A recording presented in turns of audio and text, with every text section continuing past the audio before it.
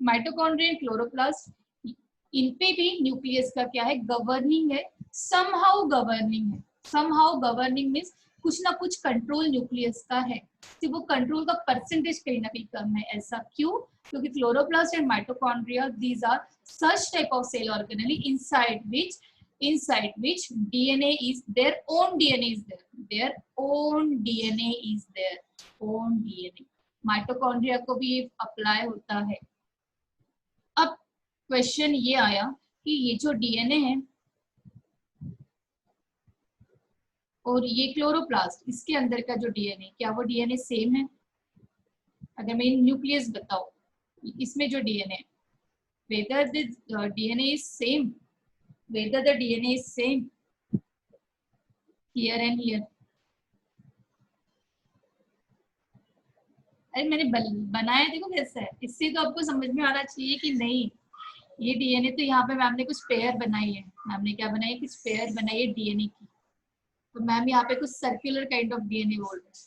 तो यस, ये अगर आपको ये भी माइंड में होना चाहिए कि yes, whatever the DNA present in cell organelle, that is chloroplast, and whatever the DNA present in nucleus, both are the DNA of same cell, same cell के अंदर के दोनों DNA, but their structure is different, their structure is vary। The genes that are present over that DNA, that is also different। यहाँ की जो jeans रहेंगे DNA के ऊपर, वो क्लोरोप्लास्ट के बेसिस पे रहेंगे। यहाँ के जो जीन्स रहेंगे न्यूक्लियस के, this is not nucleus, this is nucleus, ठीक है। इसमें ओवरऑल जीन्स रहेंगे जो कि सेल के सभी सेल ऑर्गेनेलिस के लिए जो प्रोटीन बनाने हैं, सेल के बाहर जो प्रोटीन भेजने, सबके जीन्स रहेंगे। इसमें ओवरऑल काम है। क्लोरोप्लास्ट को भी जो समहाउ प्रोटीन्स की जरूरत है वो भी इसमें रहेगा। माइटोकॉन्ड्रिया को भी समहाउ जो प्रोटीन्स की रिक्वायरमेंट है जो वो खुद नहीं कर सकते, वो भी इसमें रहेंगे। बट यहाँ पे सिर्फ क्लोरोप्लास्ट की रिक्वायरमेंट, सॉरी, यहाँ पे जितनी क्लोरोप्लास्ट की रिक्वायरमेंट है, जितनी क्लोरोप्लास्ट के अंदर एंजाइम्स फॉर्म करने हैं, उसके बेसिस पे वहां पे जीन्स रहेंगे डीएनए के। ठीक ठीक मीन्स यहाँ पे ओवरऑल है, यहाँ पे एक कन्फाइंडनेस आ जाता है। Confined means confined to chloroplast होंगे। हाँ, मेरे पास में क्लोरोप्लास्ट के अंदर का डीएनए, मैं अपने क्लोरोप्लास्ट को ही देखूंगा, मैं उसका काम कर लूँ वही काफी है। हाँ, थोड़ी थोड़ी चीजों के लिए मुझे जाना पड़ेगा न्यूक्लियस के। अब second is what, structure basis.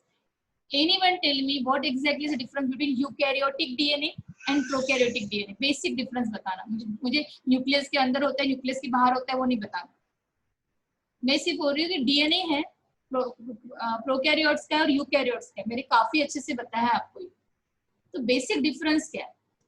If I am talking about eukaryotic DNA, तो माइंड में क्या आना चाहिए? क्या वो डबल स्ट्रैंडेड होता है?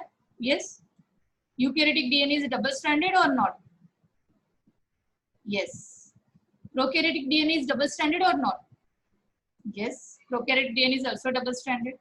Prokaryotic DNA, whether that prokaryotic DNA is circular or not? Prokaryotic DNA circular होता है कि नहीं होता? बताना।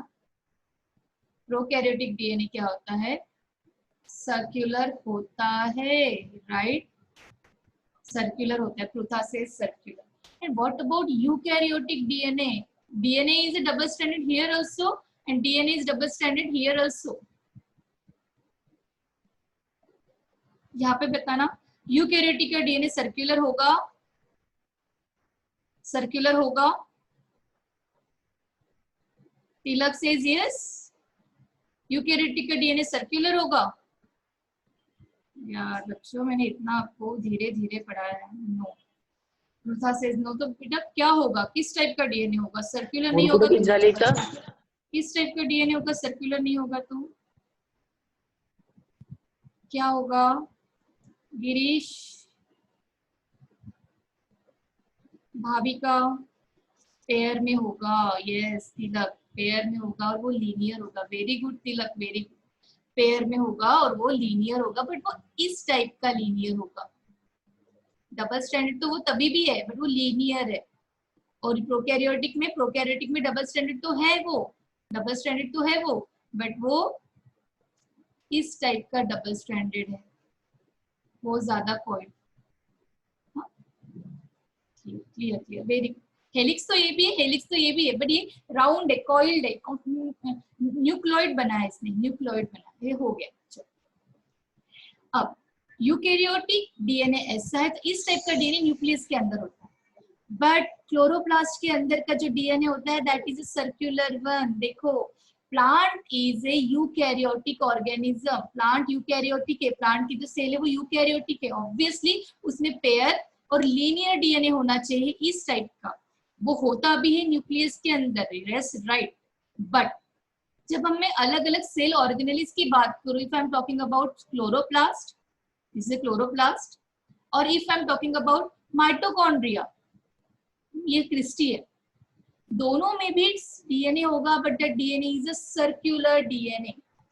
ऐसा क्यों सर्कुलर डीएनए, ऐसा क्यों? क्योंकि पहले बहुत प्रिमिटिव, सबसे प्रिमिटिव जब कभी इवोल्यूशन चल रहा था, जब कभी इवोल्यूशन चल रहा था, तो सबसे पहले बैक्टीरियाज थे अर्थ पे, सबसे पहले क्या थे? बैक्टीरियाज थे, और वो बैक्टीरियाज कौन से थे? Blue green algae is a cyanobacteria, ठीक है। धीरे धीरे धीरे धीरे ऑर्गेन सेल कॉम्प्लेक्स होते गया, सेल कॉम्प्लेक्स होते गया, और बाद में वो यूकैरियोटिक सेल बन गया, उसके अंदर अपना एक डीएनए भी बन गया। बट क्या हो गया ना, इस ब्लू ग्रीन अलगी ने अब एक वेट, ये थोड़ा एंडोसिम्बायोटिक थ्योरी के बेसिस पे आएगा, एक थोड़ा कंसेप्ट जाएगा ये, अगर हमारी मीटिंग क्लोज भी होती है कंसेप्ट समझाने में तो भी कोई प्रॉब्लम नहीं, क्या करें, हाँ सब कुछ कवर भी तो होना चाहिए। अब मुझे ये कहना है कि सबसे इनिशियल में अर्थ पे बैक्टीरियाज थे, क्या थे? बैक्टीरियाज थे। I am talking about blue green algae, bacteria, cyanobacteria। धीरे धीरे वो प्रोकैरियोटिक थे, धीरे धीरे क्या हुआ है ना, सेल्स इवॉल्व हुए, सेल्स क्या हुए? इवॉल्व हुए, and later on eukaryotic cell appear, later on eukaryotic cell appear, ठीक है। अब क्या हुआ, बैक्टीरिया तो थे, साइनोबैक्टीरिया, ब्लू ग्रीन अलगी, क्या हो गया ना, एक बार क्या हो गया, इस ब्लू ग्रीन अलगी ने, इवोल्यूशन जब चल रहा था, ब्लू ग्रीन अलगी ने इन्फेक्ट कर दिया यूकैरियोटिक से, क्या कर दिया? इन्फेक्ट कर दिया, इंट्रोड्यूस हो गया blue green algae eukaryotic cell के अंदर। और आपको तो पता है blue green algae is a prokaryote, yes blue green algae is a prokaryote, उसके अंदर वो जो डीएनए है वो क्या है? सर्कुलर है, और ब्लू ग्रीन अलगी में क्लोरोफिल भी तो थे, क्लोरोफिल भी तो थे,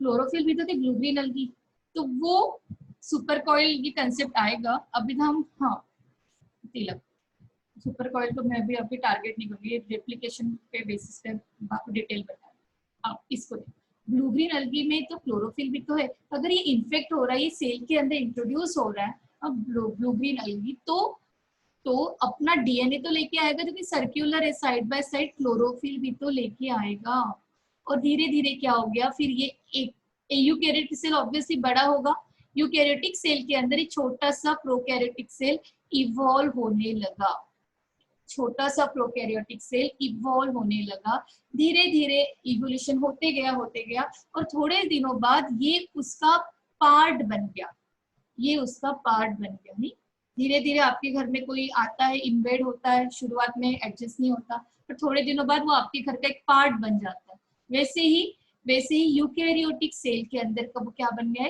पार्ट बन गया। उसके अंदर था एक सर्कुलर क्रोमोसोम, उसके अंदर थे क्लोरोफिल, धीरे धीरे इसमें भी एडवांसमेंट हुई, जैसे जैसे यूकैरियोटिक सेल और एडवांस होते गया, इसमें भी एडवांसमेंट हुई, डबल मेम्ब्रेन आई, और क्लोरोफिल तो उसमें थे ही, और ऐसे करके फाइनली ये जो स्ट्रक्चर था इसमें कन्वर्ट हुआ क्लोरोप्लास्ट में। In this way chloroplast form हुआ है, क्योंकि आपको भी तो सोचना चाहिए कि अरे यार प्रोकैरियोट्स की बात कर रहे हैं, ऐसे प्रोकैरियोट्स थे कि जिसमें एक भी सेल ऑर्गेनेली नहीं था, इवन न्यूक्लियस भी नहीं था, कुछ भी नहीं था, तो एकाएक ये क्लोरोप्लास्ट और ये माइटोकॉन्ड्रिया एकदम से आ कैसे गए, एकदम से एकाएक कैसे प्रकट हो? ये भी इवोल्यूशन के बेसिस पे धीरे धीरे सेल के अंदर इवोल्यूशन हो रहा है। यूकैरियोटिक सेल के अंदर एक आपका ब्लू ग्रीन अलगी गया, ब्लू ग्रीन अलगी एक छोटा सा प्रोकैरियोटिक सेल था, वो उसके अंदर हर बार एडजस्ट होते गया, एक्विटाइज होते गया और धीरे धीरे वो उसी का ही पार्ट बन गया। और यूकैरियोटिक सेल में न्यूक्लियस एक था, राइबोसोम्स थे, वैसे ही वो भी आगे जाके किसमें कन्वर्ट हो गया, क्लोरोप्लास्ट में। और फाइनली फिर ये क्लोरोप्लास्ट क्या फॉर्म करने लगे, फोटोसिंथेसिस होने लगा। और इस सेल को हमने अलग से नाम देना स्टार्ट कर दिया, प्लांट सेल। और ऐसे प्लांट सेल की क्या हुई, ओरिजिन हुई। अब वो प्लांट सेल जैसे जैसे बनने लगी, उसकी जैसे जैसे रिक्वायरमेंट थी, उस बेसिस पे सेल वॉल का कंपोजिशन भी अलग अलग वैरी होते गया। समझ रहे हो आप मेरी बात? बच्चों को, लोगों को यही लगता है यार प्लांट का स्ट्रक्चर एकदम डिफरेंट है, एनिमल्स एकदम अलग है, ऐसे आए कैसे? तो एक जगह पे आके डिवीजन हुआ है, एक जगह पे गया है प्लांट का लीनिएज और एक साइड से आया है एनिमल का लीनिएज। अब मैंने आपको माइटोकॉन्ड्रिया की एंडोसिम्बायोटिक थ्योरी नहीं बताई, this is endosymbiotic theory, symbiotic theory. देखो सिम्बायोटिक का मतलब ही होता है म्यूचुअल एसोसिएशन। देखो ये प्रोकैरियोटिक सेल यूकैरियोटिक सेल के अंदर आके म्यूचुअली एसोसिएट हो रहा है, उसके साथ रह रहा है, उसके अंदर जाके एंडोसिम्बायोटिक थ्योरी, और वहां पे जाके इवॉल्व हो रहा है, कुछ अलग से एक सेल ऑर्गेनली बना रहा है। समझा आपको क्लोरोप्लास्ट कैसे इवॉल्व हुआ होगा?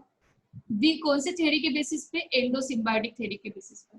अब ये बताना आप मुझे कि कौन है उसका प्रिमिटिव, कौन प्रिमिटिव ऑर्गेनिज्म है जिसने क्या किया है, who is the origin of chloroplast.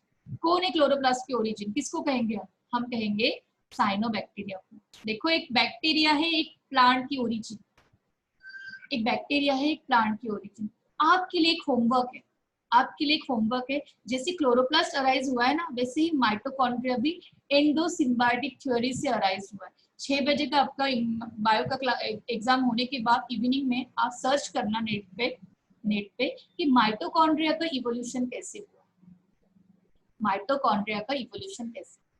और कल मुझे बताना, जब कल तो क्लास नहीं है, जब नेक्स्ट क्लासेस में कभी भी होगी आप मुझे मैसेज कर देना, मुझे आप उसमें मैसेज कर देना, जो भी आपका बीआर का ग्रुप है, या इंडिविजुअल मैसेज कर देना। माइटोकॉन्ड्रिया का इवोल्यूशन कैसे हुआ है, आज मैंने आपको क्लोरोप्लास्ट का इवोल्यूशन बताया। बच्चों समझाइए, सेल के अंदर छोटा सा सेल गया है और वो इवोल्यूशन होते होते वो उसका पार्ट होके रह गया। अब क्लोरोप्लास्ट जो है, इनसाइड दैट क्लोरोप्लास्ट, ये वाला कंसेप्ट क्लियर हुआ होगा अभी आई गेस। अरे वेट, ये वाला कंसेप्ट फॉर्म होगा। Chloroplast has its own DNA and can reproduce independently from the rest of the cell. Can replicate लिखना था, this is a wrong, can replicate, it's not reproduce, can replicate independently from the rest of the cell, independently आपको पता है, but then also we call them as semi autonomous, ये आगे लिखना है आपको, because somehow they are depend on nucleus for particular kind of protein, ठीक है। They also produce amino acids, lipids required for production of chloroplast membrane. Yes, मैंने कहा था कि इसके अंदर डीएनए तो होता ही है, खुद के राइबोसोम्स भी होते हैं जो कि प्रोटीन को फॉर्म कर सकते हैं, कोई लिपिड को बनाने वाले भी जीन्स होंगे इसमें, ठीक है, जो लिपिड सिंथेसिस में खुद की बॉडी की जो भी रिक्वायरमेंट है खुद को फुलफिल करेगा। ये दोनों पॉइंट क्लियर है, डिटेल में क्लियर है? यस बच्चों, यस। अब डायग्राम पे चलते हैं, डायग्राम पे चलते हैं, वेन डायग्राम आज इसको कंप्लीट करने की कोशिश। देखो ये है आपका 3D structure of chloroplast. Chloroplast है तो इस टाइप से दिखता है, क्लोरोप्लास्ट इस टाइप से दिखता है। मैं यहाँ पे बना के ही बता देती हूँ।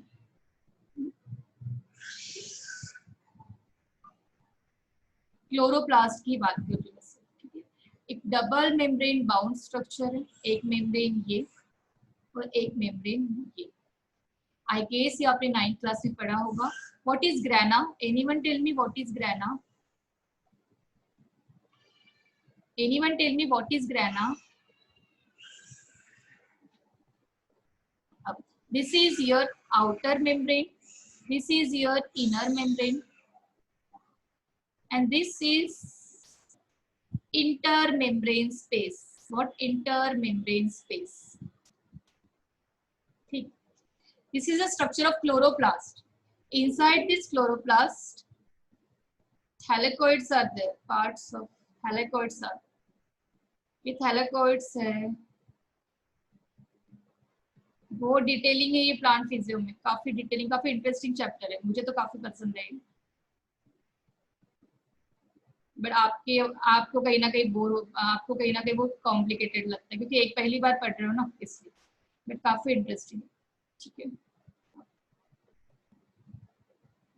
सिर्फ मैं 2 ही बना रही हूँ. ठीक है, part of stroma, part of chloroplast. ठीक है, ठीक है, आपको थोड़े थोड़े वर्ड्स याद है, वर्ड्स पता है. Very good.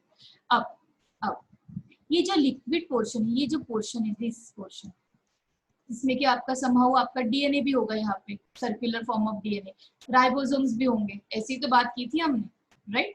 अब this portion is called as stroma. ये जो मैट्रिक्स का पोर्शन है, लिक्विड का पोर्शन है, उसको हम क्या कहेंगे? समीर. इतना लेट समीर. स्ट्रोमा क्या कहेंगे? स्ट्रोमा. ये जो पोर्शन है ये वाला, just single one, just a single one, that single one is called as thylakoid. क्या कहते हैं? thylakoid. समझ लो एक बुक है आपके पास, बुक कॉपी, एक कॉपी एक thylakoid, एक के ऊपर एक के ऊपर एक के ऊपर एक बंच ऑफ कॉपीज रख रहे हो, तो आप क्या कह रहे हो उसको? ग्रैनम. क्या कह रहे हो? Granum. What is meaning granum? Granum is a bunch of, is a stack of, we can say that stack of, stack of what? Thylakoids. Thylakoids एक के ऊपर एक अरेंज हो जाएंगे और उसको कहेंगे हम ग्रैनम.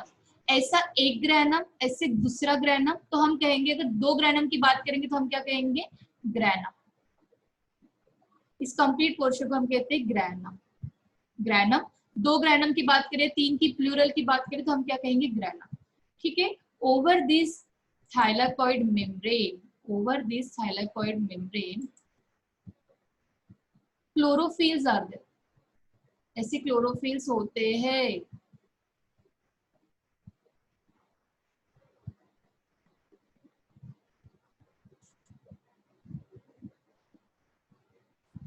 ठीक है. अब एक ग्रैना को दूसरे ग्रैना के साथ जोड़ने के लिए बीच में कोई ब्रिज है, उसको कहते हैं हम stromal lamellae. Stromal lamellae. Stroma से गुजर रहा है ना, और एक क्या कर रहा है? दोनों को ज्वाइन कर रहा है. इससे मिडल लैमिले, याद है? मिडल लैमिले कुछ ज्वाइन करने वाला. तो वैसे 2 ग्रैनम को ज्वाइन करने वाला, स्ट्रोमा के थ्रू गुजरने वाला स्ट्रोमल लैमिले. ठीक ठीक, यहाँ तक ठीक. स्ट्रक्चर क्लियर माइंड में? यहाँ पे हमारा सर्कुलर डीएनए है जो हमने पहले ही बात कर ली. ऐसे ही हमारे बीच बीच में राइबोसोम्स भी आते हैं, जो कि हमें पता है कि अपार्ट फ्रॉम ये भी पोर्शन होता है क्लोरोप्लास्ट का. अब ये जो कंप्लीट एंटिटी है, ये वाली, ये कंप्लीट एंटिटी, इसमें होता है किस टाइप का रिएक्शन? Light reaction. कौन सा रिएक्शन होता है? Light reaction. और ये जो पोर्शन है ना, जो स्ट्रोमा में कह रही हूँ, स्ट्रोमा लिक्विड पोर्शन जो साइड में है, ये वाला, यहाँ पे जो रिएक्शन हो रही है वो डार्क रिएक्शन हो रही है. Here light reaction is takes place over thylakoid जो है, जो group of stack of we can say that granum बोलो या ग्रैना बोलो, उसके ऊपर हो रही है लाइट रिएक्शन, क्योंकि वहां पे क्लोरोफिल्स आर देयर ना, over there chlorophylls are there. That is a pigment that trap the sunlight, so that light reaction takes place over that portion. But if I am talking about stroma, in that stroma there is no any chlorophyll, so here there is no any light reaction takes place. Here dark reaction takes place. इसको analogy ये मत बैठाना कि हाँ दिन में हो रही है लाइट रिएक्शन, रात में स्ट्रोमा के अंदर हो रही है dark reaction. That is a wrong concept. Dark reaction is a light independent reaction and light reaction is a light dependent reaction. अब मैं इसको और कंफ्यूज कर रही हूँ आपको. मैं ये कह रही हूँ कि डार्क रिएक्शन लाइट इंडिपेंडेंट है बट पार्शियली ट्रू है. इंडिपेंडेंट ये दिए हैं, इंडिपेंडेंट पार्शियली ट्रू है. Light reaction is indirectly depend on light, dark reaction, dark reaction is indirectly depend on light reaction. Dark reaction जो है ना, जो यहाँ पे हो रही है, जो यहाँ पे हो रही है, वो लाइट रिएक्शन पे डायरेक्टली डिपेंड नहीं है, इसलिए हम इसको लाइट इंडिपेंडेंट कहते हैं. वो लाइट रिएक्शन पे इनडायरेक्टली डिपेंडेंट है. ऐसा कोई सब्सटेंस फॉर्म होगा लाइट रिएक्शन में कि जो सब्सटेंस डार्क रिएक्शन में रिक्वायर्ड होगा, बट उनको लाइट की जरूरत नहीं है. They doesn't required light, they required the product that is form due to light reaction. उनको लाइट रिएक्शन से जो प्रोडक्ट फॉर्म हो रहा है वो चाहिए, वो डायरेक्टली उनको सनलाइट नहीं चाहिए. That's why we call them as light independent dark reaction. ऐसा कुछ भी नहीं कि वो रात में हो रहा है, वो कभी भी हो सकता है. ठीक है. लाइट रिएक्शन में डायरेक्टली सनलाइट की जरूरत है. लाइट डार्क रिएक्शन में डायरेक्टली सनलाइट की जरूरत नहीं है. They want the product that is form due to light reaction. Light reaction से जो प्रोडक्ट फॉर्म होगा उनको उसकी जरूरत है, उनको सनलाइट की जरूरत नहीं. इतना समझा आपको पता था ये? यस, क्लियर बच्चों? एक को भी डाउट होना, आई एम ऑलवेज वेलकम. यानी और कोई प्रॉब्लम नहीं है मुझे. जरूरी नहीं कि एक इसमें समझे ये चीजें. Clear? Girish says clear, but what about rest other? बाकी बच्चे तो कभी मुझे चैट बॉक्स में भी अपीयर नहीं होते. जो आप तो ऑनलाइन पढ़ रहे हो ना, इसमें क्या इतना डरना होता है? अंडरस्टूड. Rutha says understood. ठीक है, रुथा इज अ ठीक. रेस्ट अदर वो अपनी दुनिया में. चलो अपनी दुनिया में. चलो अब मैं बताती हूँ parts of chloroplast. Inner membrane, you know ये इनर मेम्ब्रेन है. देखो ये देखते जाओ, इसमें कहाँ का आपको मेम्ब्रेन दिख रही है. ये इनर मेम्ब्रेन है. अनुज सेज क्लियर. आउटर मेम्ब्रेन, ये आउटर मेम्ब्रेन है. ठीक है. और इसके बाद इस बीच में जो स्पेस है उसको कहते हैं इंटर मेम्ब्रेन स्पेस. ये थैलेकॉइड से देखो, see this is what thylakoid. हाँ, उसकी ये मेम्ब्रेन है. This is what thylakoid membrane. और ये स्ट्रोमा है जो बीच बीच में जो दिख रहा है, ये पोर्शन, ये स्ट्रोमा है. देखो यहाँ पे आपको क्लोरोप्लास्ट का डीएनए दिख रहा होगा, वो जो कि सर्क्यूलर है. क्लियर? बीच में राइबोसोम्स भी दिख रहे हैं आपको. ठीक है. दिस, और यहाँ पे आपको उन्होंने स्ट्रोमल लैमेला नहीं बताया है. नो प्रॉब्लम, कोई दूसरे डायग्राम में होगा स्ट्रोमल लैमेला. यामिनी इतना लेट क्यों यामिनी? हाँ, क्लास 8 पे है अभी. देखो यहाँ पे आपको अपीयर हो रहा होगा. See this is what stromal lamella. Yes, clear? This is what stromal lamella. देखो इसके साथ इनके इसमें क्लोरोप्लास्ट में कुछ लिपिड मॉलिक्यूल्स भी होते हैं. ऐसे ऑयली ग्रैन्यूल्स होते हैं. इंफ्यूजन बॉडी पढ़ा है ना हमने, कभी कभी ग्रैन्यूल्स भी होते हैं. हाँ, कोई छोटे छोटे ऑयल के ग्रैन्यूल्स, कोई स्टार्च के ग्रैन्यूल्स ऐसे भी पाए जाते हैं. अब अनुज को समझ रहा होगा, किसी ने मुझे कहा था कि मैम ये स्टोरेज ऑफ फूड यानी क्या बात कर रहा है. तो कहीं कहीं कोई स्टोर हो जाता है, कोई ग्रैन्यूल्स बना लेता है फूड के, ऑयल के, शुगर के, उस बेसिस पे. ठीक है. देखो कितना ब्यूटीफुल डायग्राम. ये तो 3D स्ट्रक्चर है. This is what 3D structure. एक के ऊपर एक के ऊपर एक. ये ऑयल्स का बता रहा है, इसको इतना कुछ ज्यादा एम्फसाइज ना करो. ऑयल्स और जो साइड में जो आपके शुगर के ग्रैन्यूल्स बन जाते हैं वो है. ये आपके राइबोसोम्स है. ठीक है. ये आपके कोई शुगर ग्रैन्यूल्स होंगे, ये ऑयल का ग्रैन्यूल होगा. ये आपका सर्कुलर डीएनए है. देखो ये आपका क्या है, एक थैलेकॉइड है. एक के ऊपर एक अरेंज हो गए तो ये ग्रैनम बन गया. और ये आपकी लैमिलीज है, एक दूसरा ग्रैना है. और ये जो पोर्शन है, ये जो बाकी खाली खाली जो पोर्शन है, this is all what stroma. अब ये आई गेस की कंप्लीट क्लियर होगा. यहाँ पे हो रही है लाइट रिएक्शन और यहाँ पे हो रही है जो खाली खाली जगह है उससे हो रही है डार्क रिएक्शन. देखो इन्होंने थोड़ा कलर ये भी दिखा है. देखो यहाँ पे थोड़ा लाइट फेज लग रहा है, थोड़ा सा ब्राइट लग रहा है. और यहाँ पे देखो थोड़ा डार्क फेज लग रहा है. उन्होंने उस बेसिस पे बताया कि यहाँ पे डार्क रिएक्शन होगी. ठीक है. This is all about diagram. अब देखते फटाफट इस पॉइंट्स को कवर करते हैं. क्या है chloroplast? Chloroplast is found in all higher plants, सब में मिलता है क्लोरोप्लास्ट। इनिशियल जो लोअर प्लांट्स होते हैं उसमें कभी कभी क्लोरोफिल ही मिलता है, क्लोरोप्लास्ट प्रॉपर्ली डेवलप नहीं होता, आपको पता है ये, ठीक है।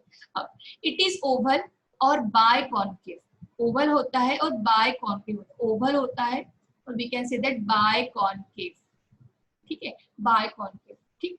Found within the mesophylls of plant cell, okay, found within the mesophyll of plants, mesophyllic cells होते हैं, मेसोफिलिक सेल्स होते हैं प्लांट में, मेसोफिलिक टाइप के सेल्स होते हैं।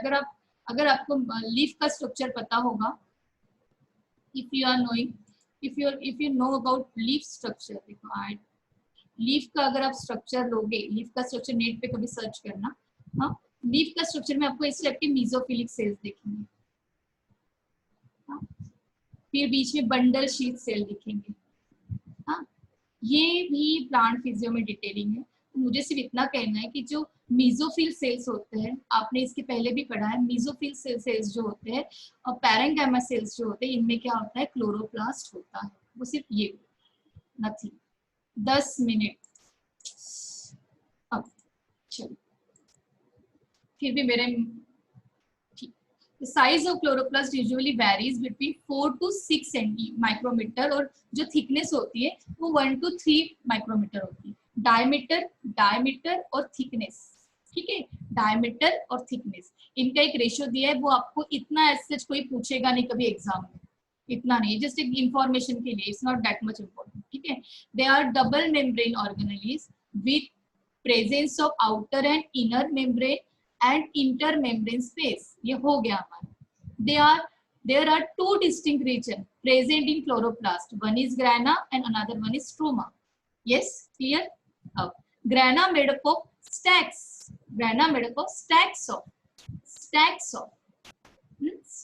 of disc shaped structure known as thylakoids, ये भी आपको पता है। Grana of the chloroplast consists of chlorophyll pigment and chlorophyll pigment, consists of chlorophyll pigment, and that chlorophyll pigment are the functional unit of chloroplast. Yes, chloroplast बना है खाना बनाने के लिए, फूड बनाने के लिए, फोटोसिंथेसिस प्रोसेस के लिए, और ये जो फोटोसिंथेसिस प्रोसेस सक्सेसफुल हो रही है, that is because of chlorophyll pigment, and that is the functional unit of chloroplast. देखो, functional unit of kidney is nephron, functional unit of brain is neuron, yes, functional unit of muscles are muscle fibers, but functional unit of chloroplast कोई कहेगा तो क्या कहोगे, chlorophyll. Functional unit of DNA, gene is a functional unit of DNA. DNA का functional unit क्या है, gene, ठीक, वैसे ही छोटा सा कोड, अगर हम बॉडी का फंक्शन यूनिट कहेंगे तो क्या कहेंगे, सेल, समझ रहे।